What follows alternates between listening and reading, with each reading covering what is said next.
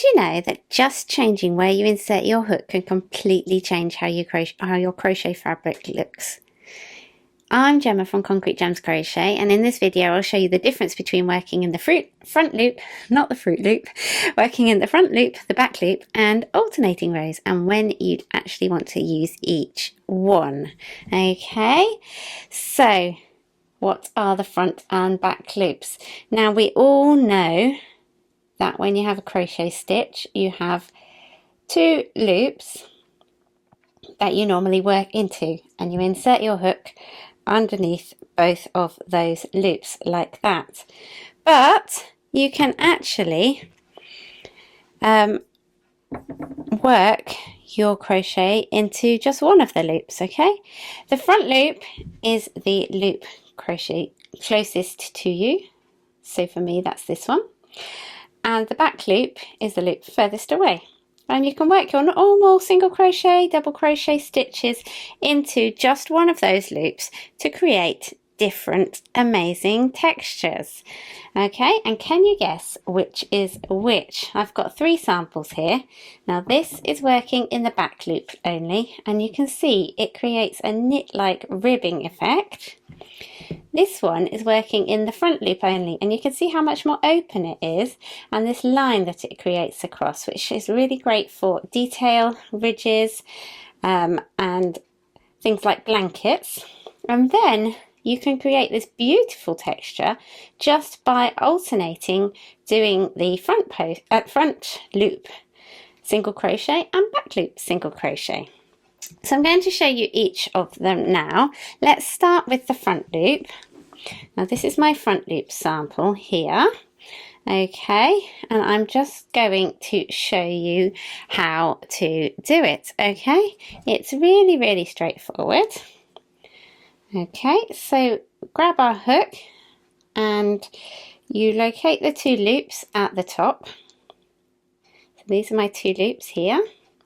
And you insert your hook into the front loop, yarn over and pull that through, yarn over and pull through too. And that is a front loop single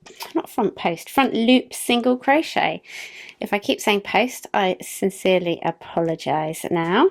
Okay, I'm going to show you a couple more stitches just so you get the hang of it. And there we go.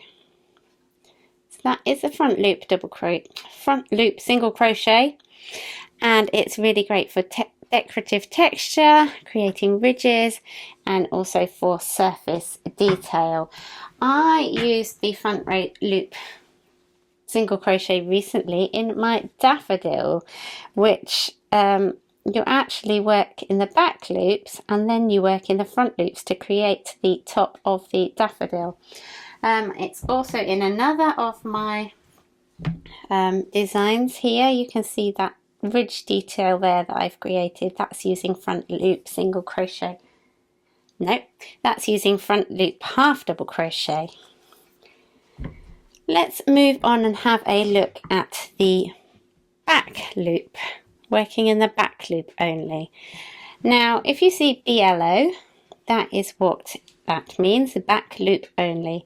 And if you see FLO, that's front loop only. Okay, now look at this texture on the back loop one. This is really great for creating ribbing on hats, and for amigurumi shaping, for cuffs, or just to create some lovely texture. Okay, so let us have a look at that stitch now. So insert your hook. So we're going to insert our hook into that back loop there, yarn over and pull through, yarn over, pull through too. And that is your back loop single crochet.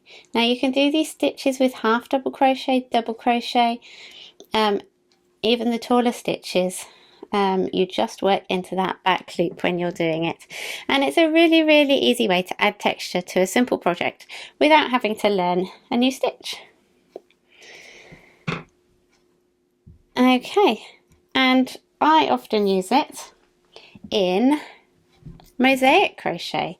So overlay mosaic crochet, like this piece here, uses single crochet in the back loop only, and that frees up the front loop to then work these mosaic patterns.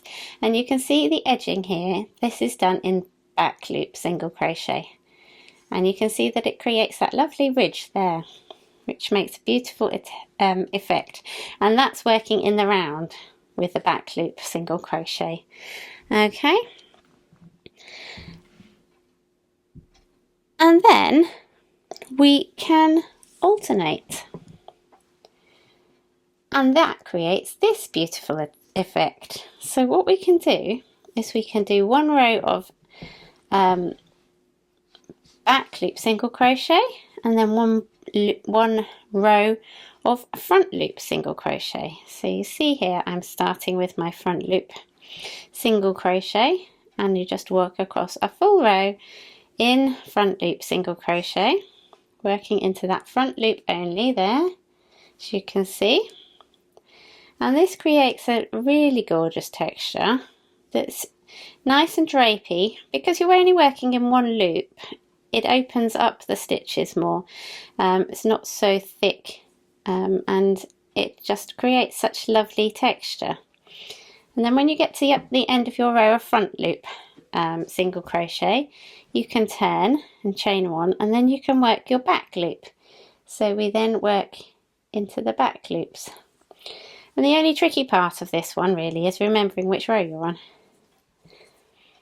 And you just work across doing your back loop.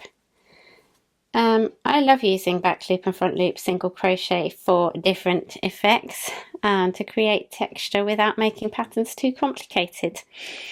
They're simple stitches, and it creates more visual interest while still being a beginner friendly pattern.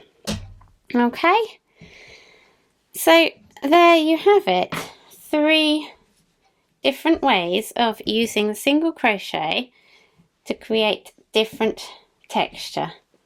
The back loop single crochet, the front loop single crochet,